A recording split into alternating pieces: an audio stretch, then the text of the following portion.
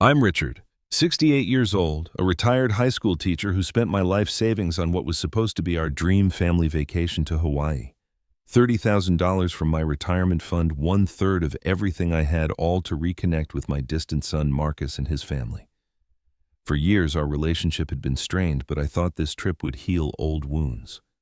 Then came that moment at the airport that changed everything. My son looked at me and casually said, "I forgot to buy you a ticket. Just go home." If you're watching this from somewhere sunny, drop a comment and hit subscribe while I take you through the vacation that never was. Life has a way of taking unexpected turns. Mine started out pretty ordinary. I grew up in a middle-class neighborhood in Ohio, nothing fancy, but we never went without. My parents valued education above all else, which is probably why I ended up becoming a high school history teacher. For 35 years, I walked those hallways trying my best to make the past come alive for thousands of teenagers. It wasn't a job that made me rich, but it gave me purpose, and I was proud of what I did. Janet, my wife, was the school nurse when we met. We had that kind of love that grows stronger over time, comfortable and steady like an old oak tree. We raised our only son, Marcus, in a modest 3-bedroom house just 6 blocks from the school where we both worked. Those early years were some of the happiest of my life. I can still picture Marcus as a little boy, sitting at our kitchen table while I helped him with homework, or the three of us playing board games on Friday nights. Things changed when Marcus hit his teenage years. He was bright, ambitious, and increasingly aware that our family didn't have the material things many of his friends had. I remember the disappointment on his face when we couldn't afford to buy him the expensive sneakers everyone was wearing, or the used car we purchased for his 16th birthday instead of the new model he had his heart set on. "Dad, don't you ever want more?" he asked me once. I tried to explain that teaching wasn't about the money, that it was about making a difference, but I could tell he didn't understand. By the time he left for college, there was already a growing distance between us.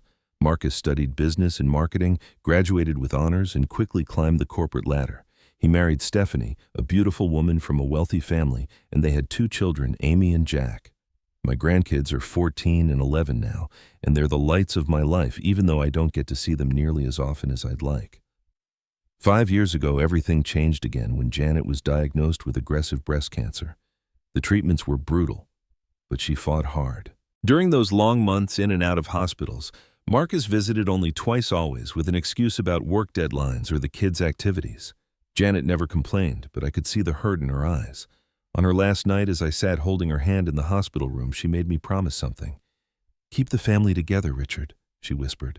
"Don't let Marcus drift away completely. Life is too short for regrets." I nodded, tears streaming down my face, making a silent vow to honor her wish. After Janet passed, the loneliness was overwhelming. Our house, once filled with warmth and laughter, felt empty and quiet. I tried to stay connected with Marcus and his family, calling weekly and attending as many of my grandchildren's events as I could, even though it meant driving 3 hours each way since they had moved to another state for Marcus's job. But the visits became less and less frequent. Sometimes months would go by without seeing them in person. When they did come, Marcus spent most of the time on his phone handling work calls or checking emails. Stephanie was polite but distant, clearly uncomfortable in our modest home after growing up with luxury. The contrast between our lives grew more pronounced each year. Marcus became a marketing executive at a major corporation with a 6-figure salary, a sprawling house in an exclusive neighborhood, and all the trappings of success. Meanwhile, I lived on my teacher's pension in the same house where we had raised him, driving the same reliable sedan I'd had for 12 years. I watched from afar as my grandchildren grew up surrounded by material abundance, but seemingly always rushed from one scheduled activity to another.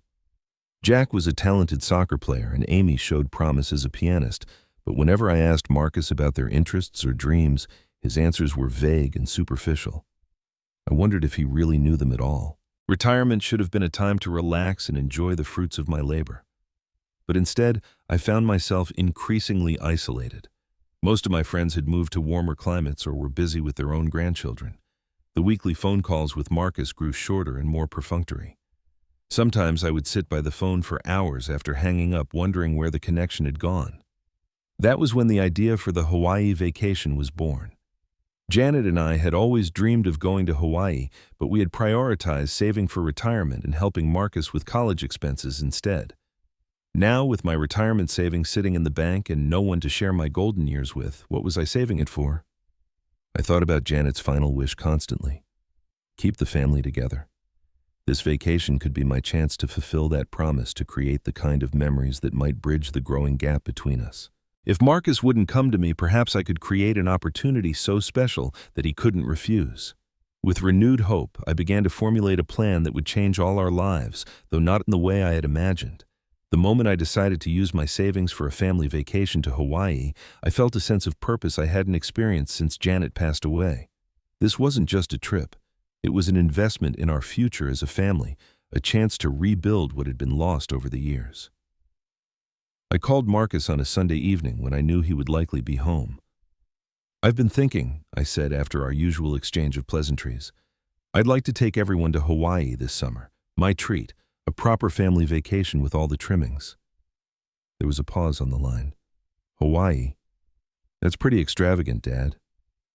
"Well, life is short," I replied, thinking of Janet, "and I want to spend quality time with you all. The kids are growing up so fast and I miss them. I miss you too, son." Another pause. "I'd have to check our schedule. Stephanie usually plans our vacations months in advance, and the kids have various summer camps and activities." I pressed on, trying to keep the desperation out of my voice. "I know it's last minute, but this is important to me. I've got the money set aside. All you'd need to do is show up." Eventually, after what felt like a negotiation rather than a family discussion, Marcus agreed.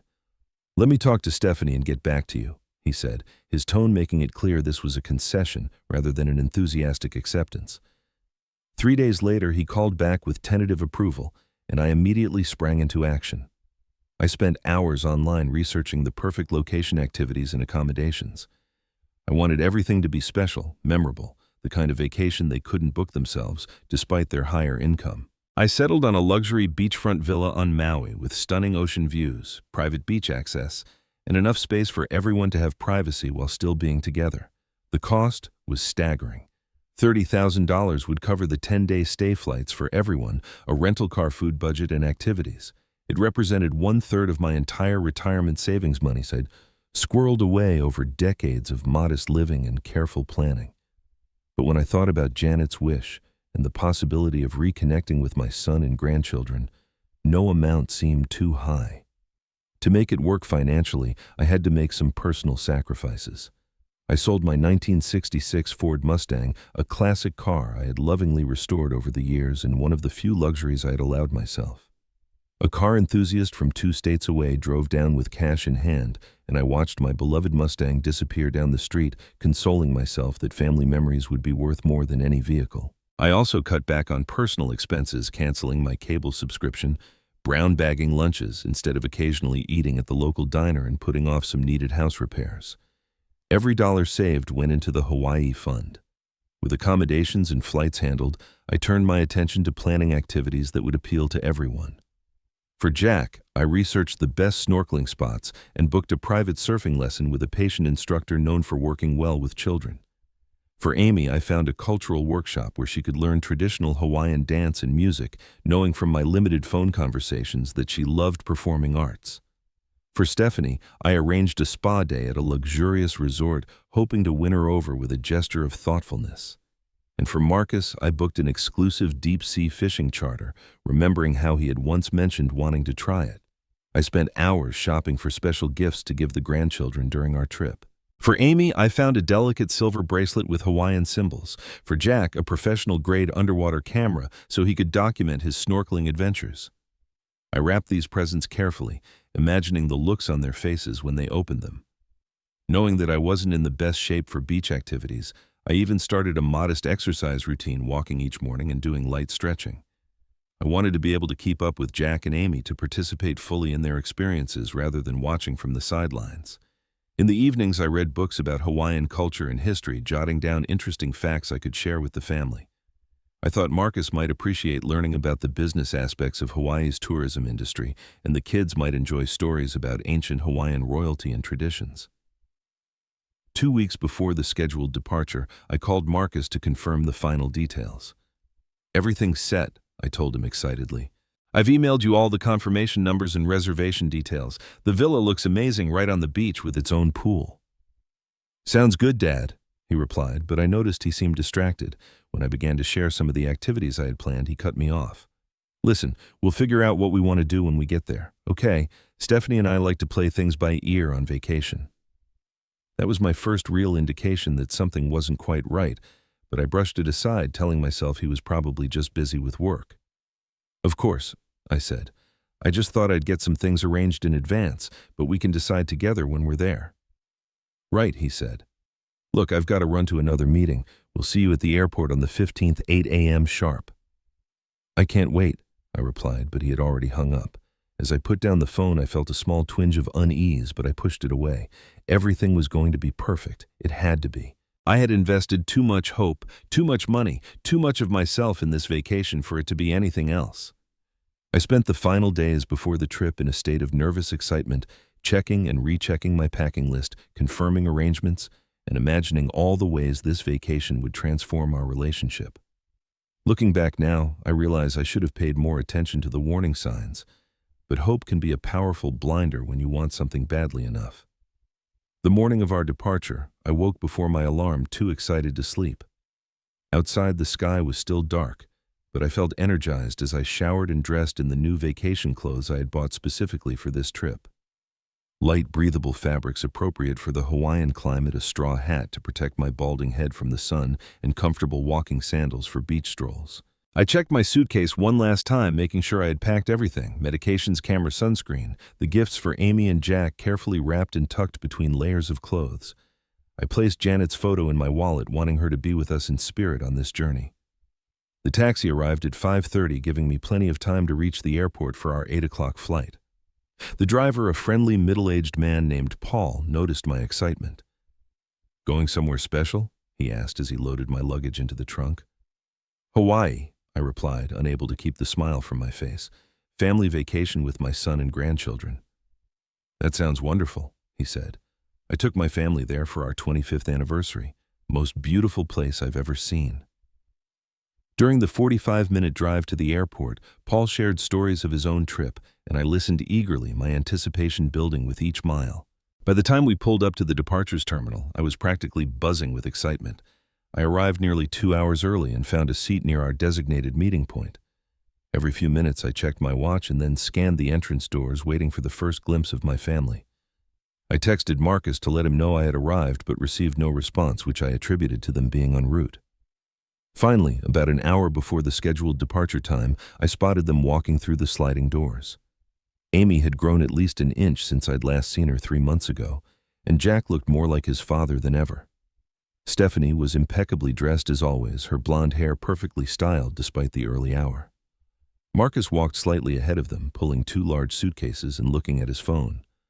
I stood up, waving enthusiastically. Amy noticed me first and nudged her brother.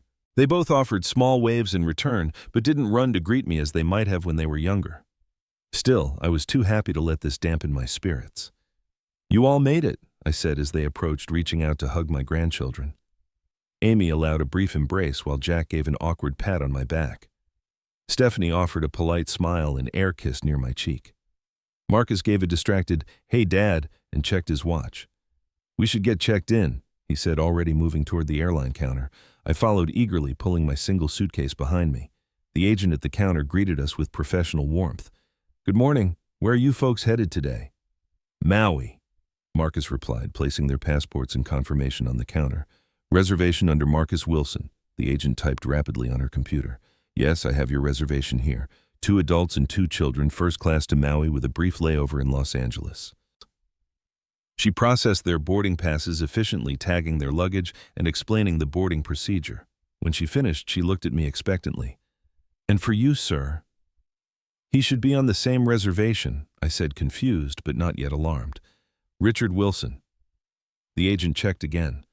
"I'm sorry, sir, but I only see 4 passengers listed here. Do you have a separate reservation?" I turned to Marcus, assuming there had been a simple miscommunication. "You have my ticket right, or is it a separate booking?" That was when it happened, the moment that would replay in my mind for months afterward. Marcus looked at me with an expression of mild annoyance, as if I were an unexpected complication in his otherwise perfect plan. Then he shrugged and said those devastating words, "Oh, I forgot to buy you a ticket. Just go home." The casual cruelty of it left me speechless. I stood there, suitcase in hand, mouth slightly open, unable to process what I was hearing. Surely he was joking. But the look on his face told me he wasn't. Stephanie had the decency to look uncomfortable, her eyes darting between Marcus and me, but she remained silent, complicit in her inaction. Amy, always the more sensitive of my grandchildren, looked confused. "Isn't Grandpa coming with us?" she asked, her young voice cutting through the awkward silence. Marcus placed a hand on her shoulder. "No, honey. Grandpa decided he'd rather stay home. He just came to see us off." The lie stung almost as much as the exclusion. I wanted to protest, to tell Amy and Jack that this wasn't true, that I had paid for the entire trip, that I'd been counting down the days until this moment. But something in Marcus's cold stare stopped me. I wouldn't create a scene in front of my grandchildren. I wouldn't make them witnesses to their father's betrayal or my humiliation. The agent, sensing the tension, busied herself with paperwork. Marcus gathered their boarding passes and began herding his family toward security. "Well, we better get going. Long flight ahead." Amy looked back at me, confusion still evident on her face. "Bye, Grandpa," she said softly. Jack gave a small wave. "See ya." And then they were walking away. Stephanie's arm linked with Marcus's, the children trailing behind with occasional glances back in my direction. I stood frozen in place, watching as they joined the security line, presented their documents, and disappeared one by one into the part of the terminal reserved for ticketed passengers. The last thing I saw was Amy's face looking back at me one final time before they turned a corner and vanished from sight. I don't know how long I stood there, my suitcase still clutched in my hand, before the taxi dispatcher approached me. "Sir, do you need a ride?" His question broke my trance, and the reality of what had just happened came crashing down. I nodded mutely, unable to trust my voice. The taxi driver was different from the one who had brought me, an older man who kept glancing at me in the rearview mirror as I sat silently in the back seat. "Change of plans?" he finally asked. "You could say that." I managed to reply, turning to look out the window so he wouldn't see the tears forming in my eyes. When we pulled up to my house, the sight of it only amplified my desolation. I had left that morning full of joy and anticipation, expecting to be gone for 10 days of Hawaiian sunshine and family reconnection. Now I was back mere hours later with nothing but a suitcase full of tropical clothes and a heart full of betrayal. I paid the driver and walked slowly up the path to my front door, each step heavier than the last. As I inserted my key into the lock, I remembered the last thing Janet had asked of me. Keep the family together. I had failed her. I had failed myself. And as I stepped into the empty house that suddenly felt more empty than ever before, the full weight of that failure threatened to crush me completely. That first night back home was a blur of disbelief and raw pain. I moved through the house like a ghost, unable to settle, unpacking and repacking my suitcase several times, as if some part of me still believed I might be going on that trip. I tried calling Marcus repeatedly, each call going straight to voicemail. After the 5th attempt, I left a message, my voice breaking despite my efforts to remain calm. "Marcus, it's Dad. Please call me back. I don't understand what happened today. The money for the tickets, for everything. Please just call me." But the phone remained silent. Around midnight, unable to sleep, I turned to my computer and opened social media, something I rarely did.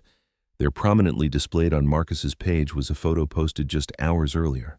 My son and his family smiling broadly on a Hawaiian beach, tropical drinks in hand, with the caption, "Family vacation begins. Paradise found." I stared at the image until my eyes burned. They had made it to Hawaii. They were enjoying the luxury villa I had paid for, the ocean view I had selected so carefully, all without a second thought for the man who had made it possible. The vacation I had dreamed of for months was happening without me. As the night progressed, more photos appeared. Jack standing proudly with a surfing instructor, Amy with a flower in her hair at a luau, Stephanie lounging by the private pool. Each new image was like a fresh wound. I noticed they were all careful not to mention who had funded this extravagant trip. In the comments, friends congratulated them on their well-deserved vacation, assuming it was financed by Marcus's successful career. The physical symptoms of emotional trauma soon followed. I couldn't eat, the thought of food making me nauseous. Sleep came in brief, fitful bursts, interrupted by replays of the airport scene and imagined visions of my family enjoying their Hawaiian getaway. By morning, I felt hollowed out, moving through my empty house on autopilot. The next day, my neighbor Bill stopped by, having noticed my car in the driveway. "Richard, I thought you were supposed to be in Hawaii this week." I mumbled something about a change of plans, unable to admit the humiliating truth. Bill looked concerned but didn't press further, instead inviting me to a neighborhood barbecue that weekend. I declined, not ready to face friendly questions about my abbreviated trip. As the days passed, I found myself dwelling on previous disappointments with Marcus, seeing them in a new, harsher light. The missed birthday calls, the abbreviated holiday visits, the way he would check his watch repeatedly during our rare dinners together. I had made endless excuses for him over the years. He's busy with work. He has his own family to think about. He lives far away. Now I was forced to confront a painful pattern of disregard that had been present for years. On the third day, while searching for an old photo album, I came across a box of Marcus's childhood drawings. Crayon pictures of our family, stick figures labeled Mom, Dad, and me, all holding hands beneath a bright yellow sun. One drawing showed a small boy and a larger figure playing catch with the wobbly handwritten caption, "Me and my dad, the best dad ever." I sat on the floor of the spare bedroom, surrounded by these innocent artifacts of a relationship that had somehow gone so terribly wrong. When had it changed? When had I become someone to tolerate rather than love? Someone to use rather than cherish? That evening, on a whim, I visited the airline's website and searched for flights to Hawaii on our original departure date. There were still several seats available at the time we were supposed to leave. The revelation hit me like a physical blow. Marcus hadn't forgotten to buy my ticket. He had deliberately chosen not to include me. The casual, "just go home," wasn't an unfortunate mistake, but a calculated dismissal. The next morning brought an even more disturbing discovery. While charging my old tablet, I found text messages between Marcus and Stephanie from 2 weeks before the trip, messages that had synchronized from his phone during their last visit due to our shared family account that I had never bothered to separate. "Dad's going overboard with all these activity plans," Marcus had written. "We'll just do our own thing once we get there." Stephanie's reply was what truly broke my heart. "At least he's paying for everything. We can tolerate him for a few days, then do some excursions on our own.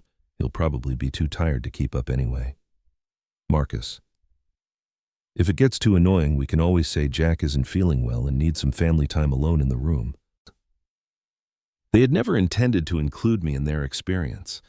I was nothing more than a financial resource to them, a wallet with legs expected to pay for their luxury and then conveniently disappear when my presence became inconvenient. The realization pushed me to my lowest point.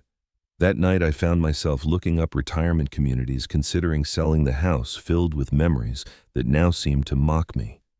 Why continue the pretense that I was part of a family that clearly didn't want me?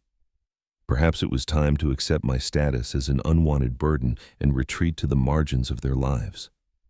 I was sitting at my kitchen table the next morning, retirement community brochures spread before me, when my phone rang. The screen showed an unfamiliar number, but I answered anyway, beyond caring who might be calling. "Grandpa?" A small, hesitant voice came through the speaker. "Amy." I sat up straight, surprised and confused. "Is that you?" "Yeah. I'm using Mom's phone while she's in the shower." Her voice was hushed, conspiratorial.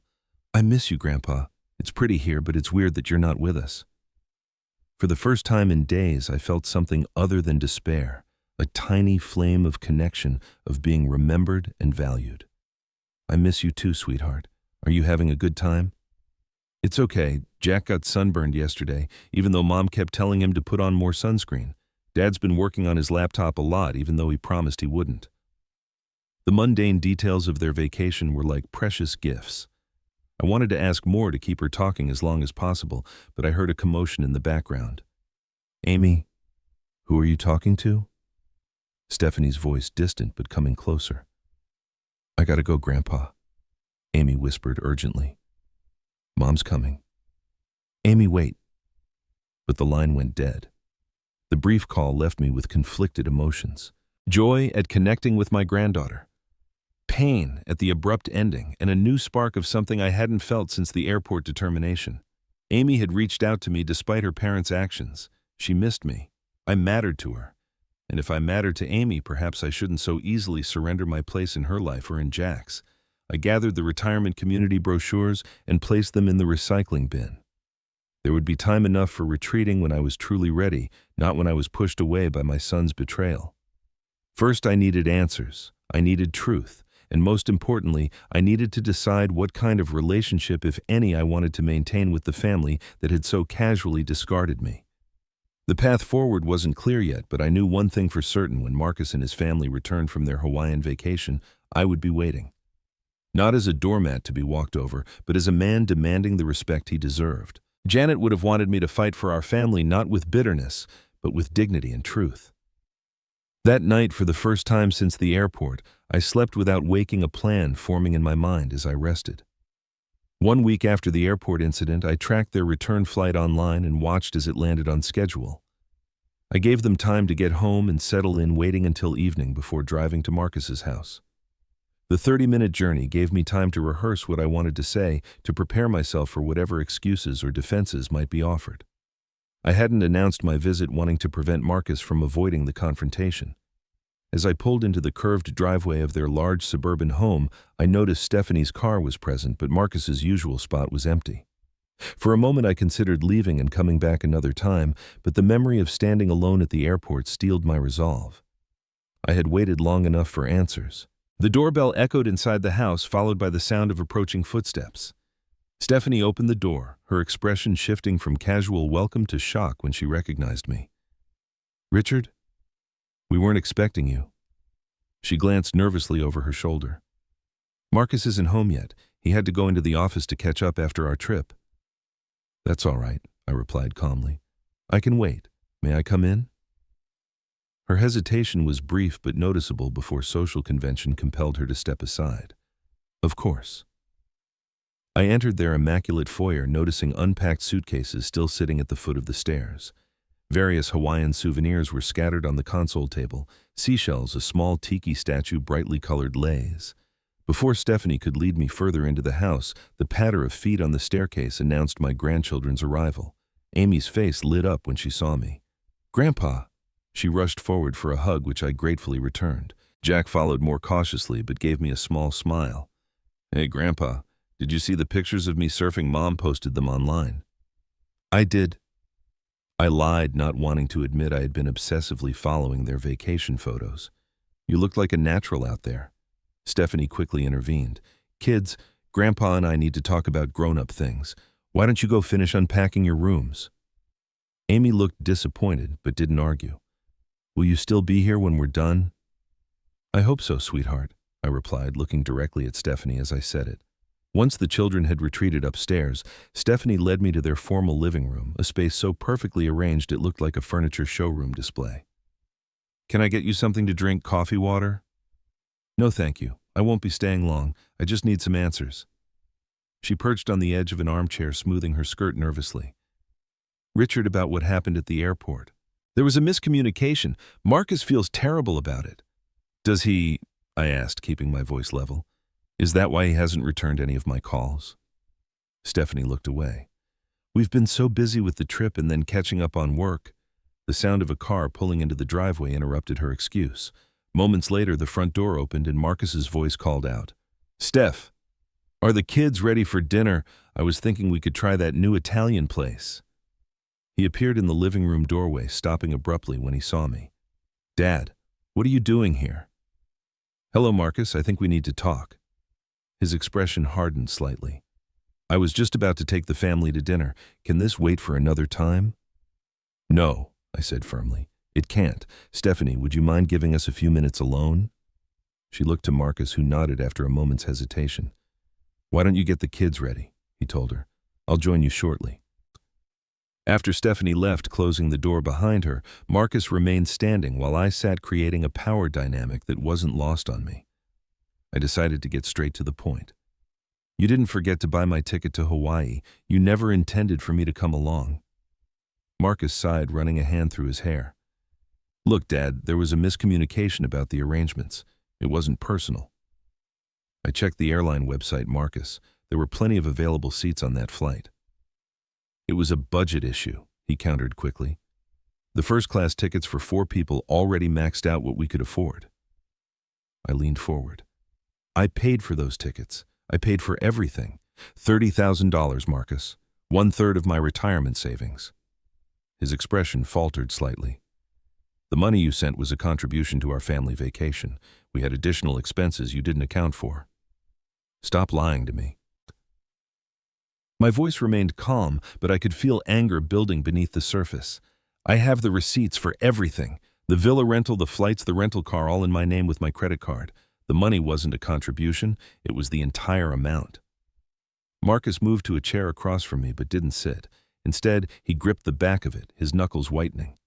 What do you want me to say, Dad? That we should have invited you? Fine, we should have. It was a mistake. I apologized.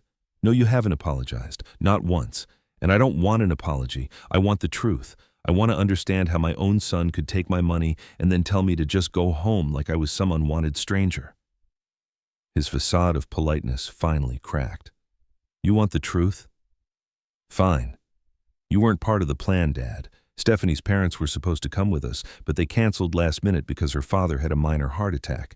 We only invited you as a backup plan for the money. The blunt admission hit me like a physical blow, but I forced myself to remain composed. I see.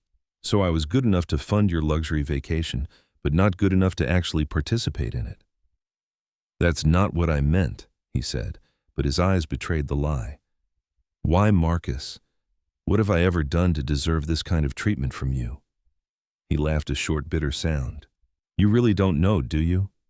You never got it.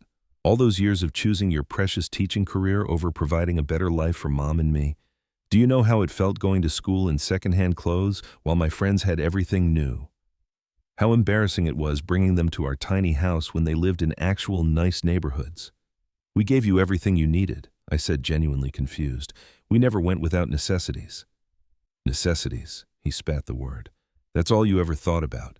Basic needs. You could have done so much more, Dad. You were smart enough to get a real job, one that paid actual money, but you chose to be a teacher because it made you feel good about yourself. How selfish is that?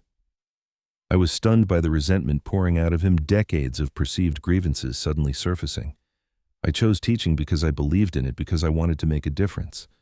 Well, you made a difference, all right. Mom could have had better cancer treatment if you had a real job with real money and better insurance. Did you ever think about that? Instead of those experimental treatments we couldn't afford, she might still be alive. That accusation struck deeper than anything else he could have said. The idea that my career choices had somehow contributed to Janet's death was unbearable. That's not fair, Marcus. We consulted with the best doctors. They said those experimental treatments were long shots at best. Long shots are better than no shots. But we couldn't even try because money was always the issue in our family.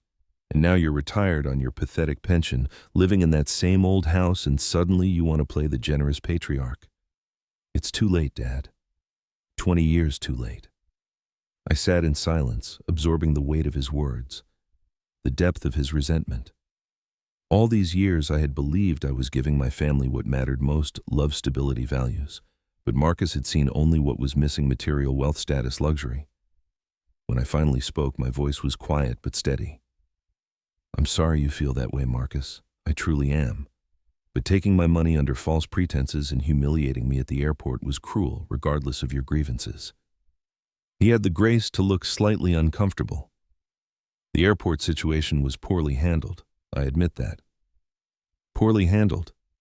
You told your children I'd chosen not to come, when in reality you had deliberately excluded me after taking my money. That goes beyond poor handling, Marcus. That's deliberate deception. He didn't respond, his gaze shifting to the window anywhere but meeting my eyes. I stood slowly, suddenly feeling every one of my 68 years. I've never been more disappointed in anyone in my life, I said quietly. Not because you've chosen a different path than mine, or because you value different things, but because you've become someone who would treat his father with such callous disregard. I moved toward the door, pausing before I opened it. Please tell Amy and Jack I said goodbye, and that I love them. Marcus remained silent as I left the room. I passed Stephanie in the hallway, her expression making it clear she had been listening.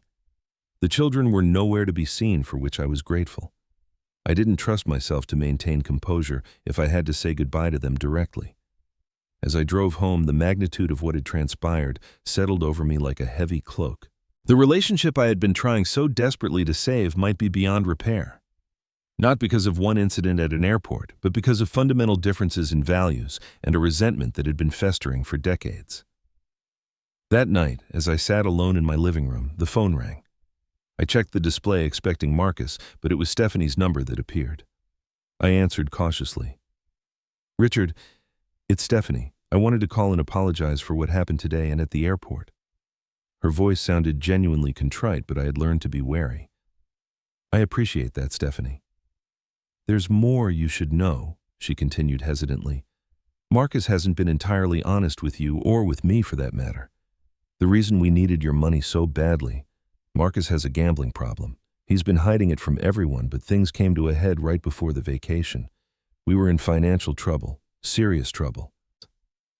The revelation wasn't entirely surprising given the desperate measures Marcus had taken, but it still hurt to think he hadn't come to me directly for help. Why didn't he just ask me for a loan? Pride, I suppose, and shame. He didn't want to admit he had a problem.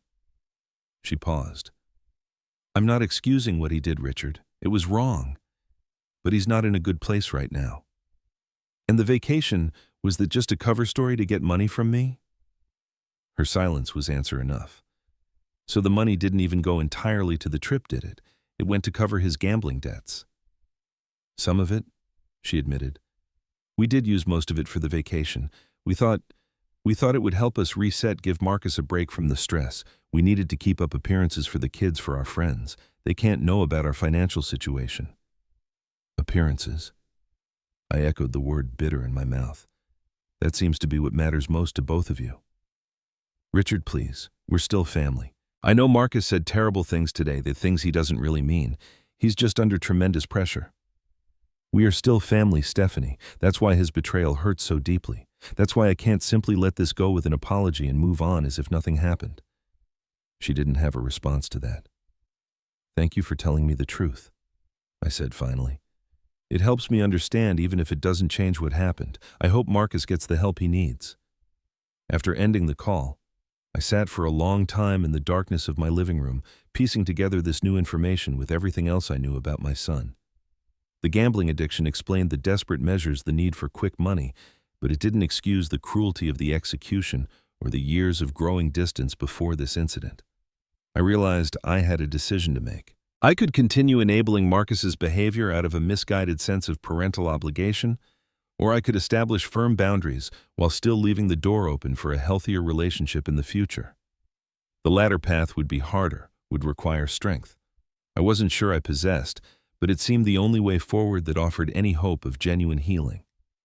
As midnight approached, I made my choice. No more financial support without accountability. No more accepting disrespect in the name of keeping peace.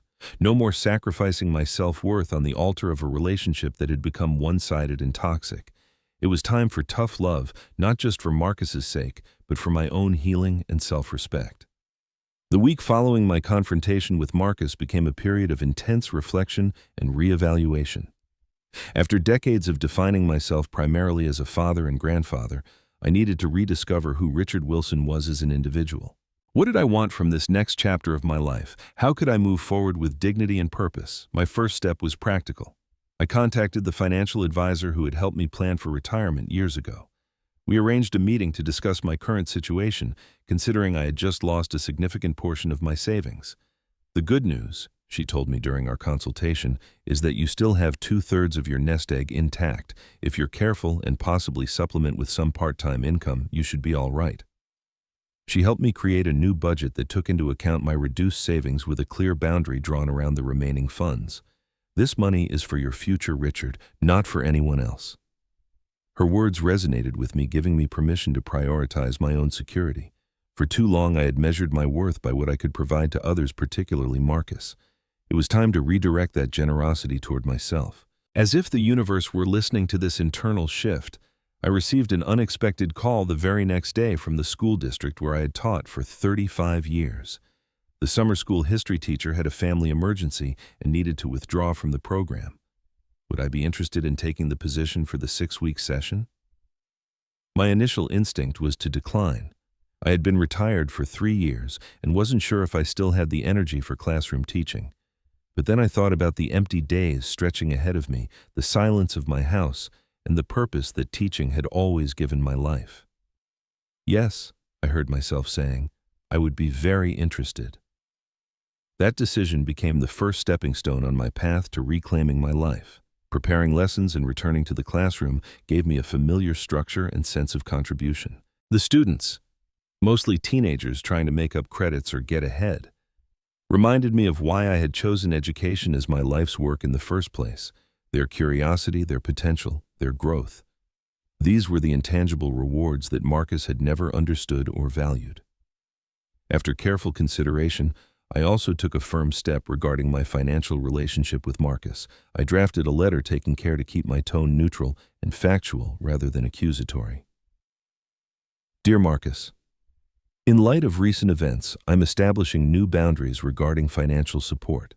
The $30,000 provided for the Hawaii trip will be considered a one-time gift. Moving forward, I will not be providing additional financial assistance without clear terms and conditions agreed upon in advance. I have established separate college funds for Amy and Jack that cannot be accessed for any other purpose. The details have been filed with my attorney, who will oversee the disbursement of these funds directly to accredited educational institutions when the time comes. If you are struggling with gambling addiction, as Stephanie has indicated, I encourage you to seek professional help. I am willing to support your recovery process emotionally, but not financially. Regardless of our differences, you remain my son, and I remain open to rebuilding our relationship on a foundation of mutual respect. Dad. Sending that letter was one of the hardest things I've ever done, but also one of the most necessary. Setting boundaries wasn't about punishing Marcus. It was about creating the conditions for a healthier relationship, if such a relationship was still possible. With these practical matters addressed, I turned my attention to rebuilding my social connections. Years of focusing on my strained relationship with Marcus had led me to neglect friendships and community involvement. I reached out to former colleagues, accepting lunch invitations I might have previously declined. I joined the local historical society, offering to help with their archives one afternoon a week. During one of these historical society sessions, I met Harold, a 72-year-old retired engineer whose daughter lived abroad with his grandchildren. Despite the geographic distance, he had maintained a close relationship with them through regular video calls and annual visits. The secret, he told me when I cautiously shared some of my situation, is to live a life that's full and interesting on its own terms.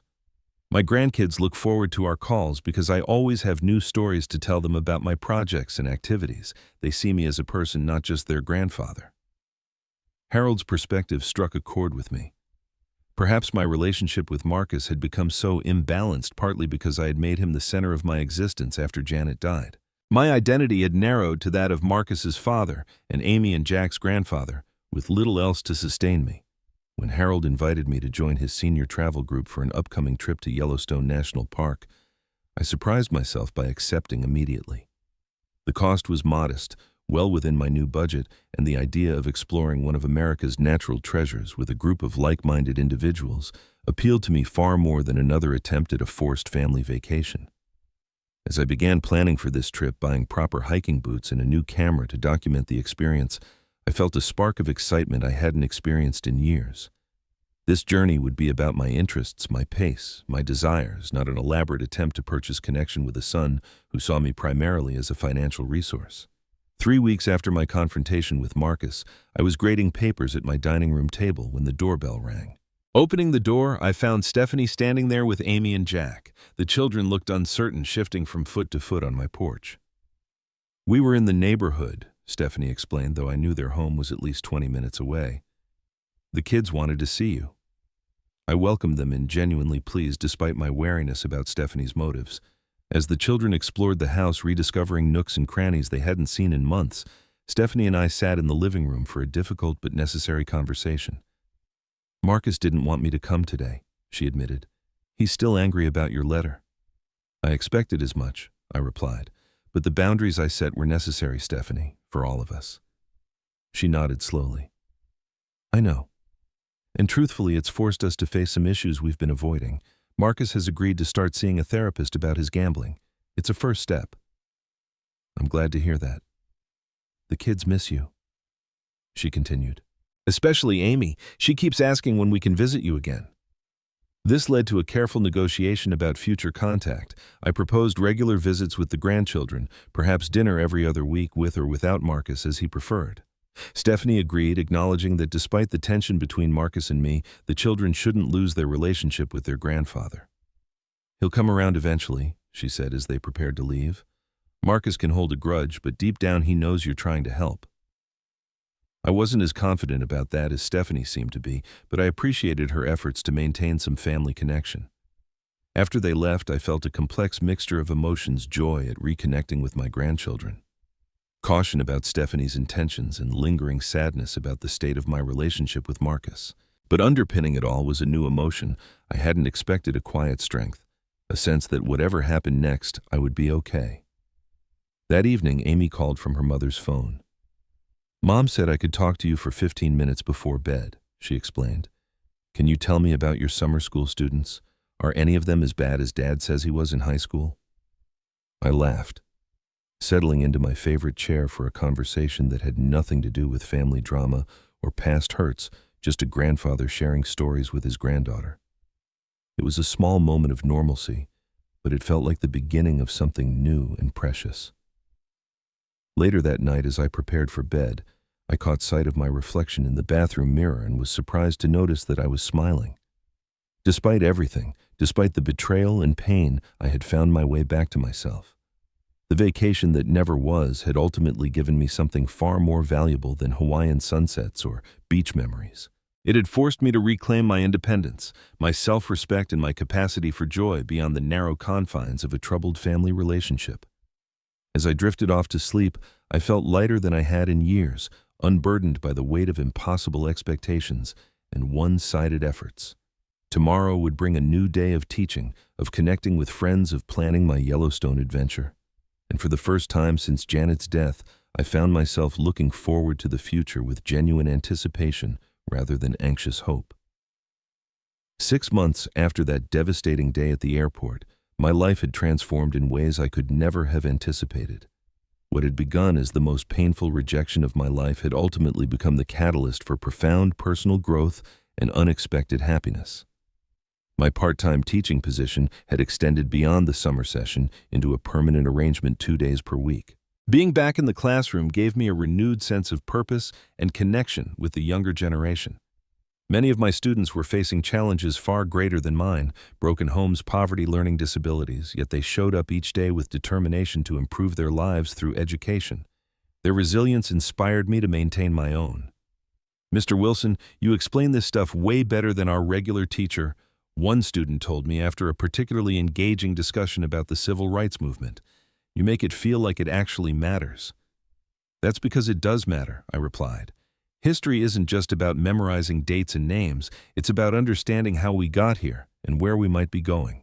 Those kinds of exchanges reminded me of why I had chosen teaching in the first place, reaffirming that my career had been a vocation rather than a financial mistake, regardless of what Marcus believed. My social life had blossomed in unexpected ways as well. The senior travel group that Harold had introduced me to became a central part of my life.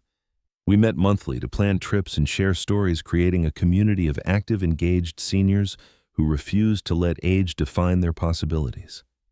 Our Yellowstone trip had been a transformative experience, the natural beauty and wildlife awakening something in me that had been dormant for too long.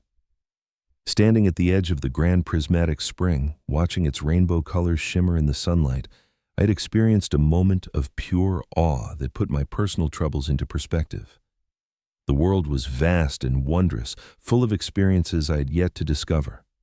Upon returning, I had embraced photography as a serious hobby, documenting not just our travel adventures, but the beauty of everyday life in my own community. My living room walls, once covered primarily with family photos, now displayed my own artistic creations, alongside images of new friends and experiences. Most importantly, I had established a new relationship with my grandchildren, one that existed independently of Marcus's issues. True to her word, Stephanie brought Amy and Jack for dinner every other Wednesday, a ritual that became the highlight of my week. I learned more about their individual personalities during these visits than I had in years of brief formal family gatherings. Jack, it turned out, shared my interest in history, particularly military history. I helped him with a school project about World War II, sharing stories my own father had told me about his service. Amy, creative and sensitive, confided her dreams of becoming a writer someday. I gave her one of my old journals, encouraging her to record her thoughts and observations. During these visits, the children gradually began opening up about problems at home. Nothing catastrophic, but concerning nonetheless. Marcus working late most nights, arguments about money, tension that they could sense but didn't fully understand. Dad gets really mad sometimes over nothing, Jack admitted one evening while helping me wash dishes. Mom says he's just stressed about work, but I think it's something else. I was careful to validate their feelings without undermining their parents. Adults sometimes struggle with difficult problems, I explained. Your dad is going through a tough time, but that doesn't mean he doesn't love you. Do you think he'll get better? Amy asked, her young face serious. I hope so, sweetheart. He's trying to get help, and that's an important first step. Indeed, through Stephanie, I had learned that Marcus had been attending therapy for his gambling addiction and had joined a support group. These were positive signs, though I maintained a cautious optimism. Recovery from addiction was rarely a straightforward path, and our relationship had suffered damage that would take more than a few months to repair. About 4 months after the Hawaii incident, I received a formal letter from Marcus. Unlike the terse text messages he occasionally sent regarding practical matters about the children's visits, this was a handwritten note on proper stationery. Dad, I've been working with my therapist on making amends as part of my recovery program. I owe you an apology for my behavior regarding the Hawaii trip and for the hurtful things I said during our confrontation afterward. Taking your money under false pretenses was wrong. Excluding you from the trip after you had paid for it was cruel and inexcusable. The accusations I made about your career choices and their impact on Mom's illness were unfair and came from a place of misplaced anger. I am working to address my gambling addiction and the underlying issues that contributed to my poor decisions. This process has forced me to examine many aspects of my life, including our relationship. I understand if you cannot forgive me immediately or ever. I will respect whatever boundaries you need to maintain for your own well-being. Sincerely, Marcus. The letter was formal, almost clinical, but it represented the first genuine acknowledgement of wrongdoing Marcus had offered. I responded with equal care, expressing appreciation for his apology, while making it clear that rebuilding trust would take time and consistent effort on both our parts. I offered to meet for coffee at a neutral location whenever he felt ready. 2 weeks later, he accepted the invitation. Our meeting was awkward but civil, a small step toward potential reconciliation. We stuck to safe topics, his children, my teaching, the weather, avoiding the deeper issues that still lay between us. But it was a beginning, tentative and fragile as it might be. In the months that followed, we established a cautious routine of occasional contact. Marcus and Stephanie invited me to Sunday dinner once a month, complementing the regular visits I had with the children. These family gatherings were still sometimes tense, but increasingly punctuated by moments of genuine connection. During one such dinner, after the children had been excused from the table, Marcus broached the subject that had long been taboo between us. I've been thinking about what you said about your teaching career, he began hesitantly, about it being a calling rather than just a job. I nodded, waiting for him to continue. I'm not sure I've ever felt that way about my work, he admitted. It pays well, but at the end of the day, I'm just helping corporations sell more products that people probably don't need. There's no legacy to it. It was perhaps the most honest conversation we'd had in decades, a small window into the insecurities and values that had driven his resentment all these years. I didn't offer platitudes or easy answers, just listened as he articulated his growing disillusionment with the materialistic values he had once held so dear. Meanwhile, my own journey of self-discovery continued. The senior travel group planned a trip to the Grand Canyon, another natural wonder I had always wanted to experience.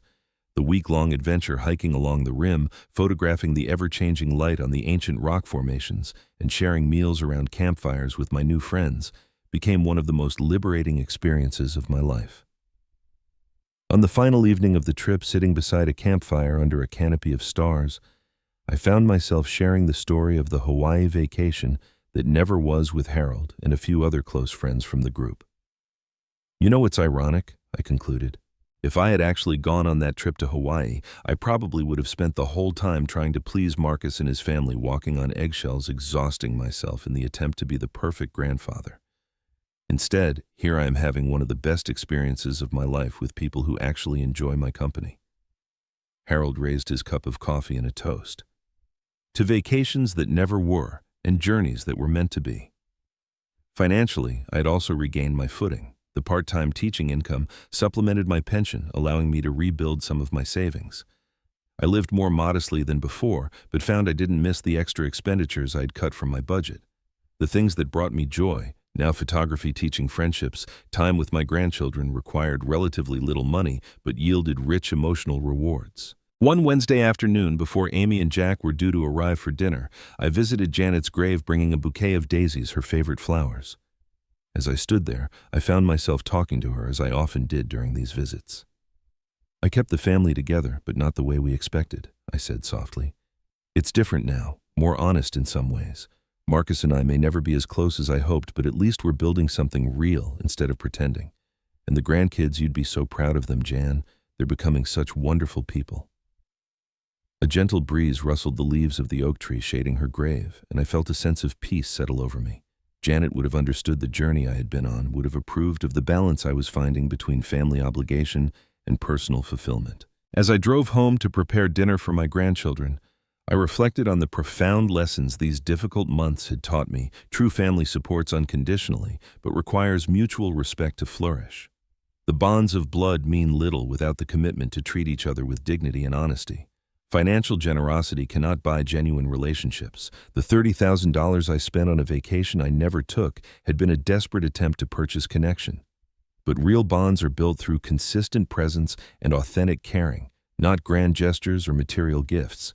Self-worth must come from within, not from others' validation. For too long, I had measured my value by Marcus's approval or disapproval, surrendering my power to someone who couldn't see my true worth. It's never too late for new beginnings.